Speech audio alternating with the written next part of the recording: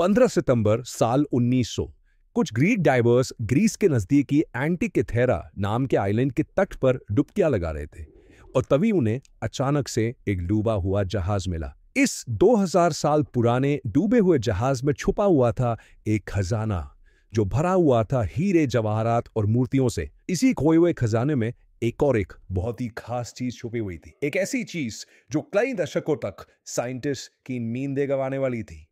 खजाने में मिला एक बहुत ही अद्भुत किस्म का यंत्र जो कुछ ऐसा दिख रहा था।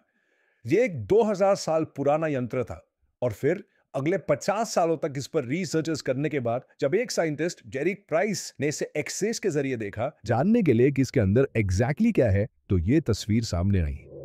वो हैरान हो गए ये देखकर कि कोई साधारण सा डिवाइस बिल्कुल नहीं था, बल्कि ये एक ऐसा आधुनिक यंत्र था जिसमें एटलीस्ट 37 इंटरलॉकिंग गेयर्स थे, ब्रॉन्ज के बने हुए, और कुछ के दांत तो 1 मिलीमीटर से भी छोटे थे। ये इतने कोऑर्डिनेट तरीके से काम करते थे जो टेक्नोलॉजी आज से 2000 साल पहले हो पाना ऑलमोस्ट इम्पॉसिबल था। यह यंत्र एक एस्ट्रोनॉमिकल डिवाइस था जो सोलर और लूनर एक्लिप्सेस, चांद के फेजेस, प्लैनेट्स और स्टार्स के पोजीशंस को कैलकुलेट करके भविष्य में उनका पोजीशन कहां पर रहेगा और कौन कौन सी घटनाएं घटेगी उसे प्रेडिक्ट किया करता था। इस आधुनिक यंत्र को फिर नाम दिया गया the Antikythera mechanism, the oldest computer to ever exist on Earth.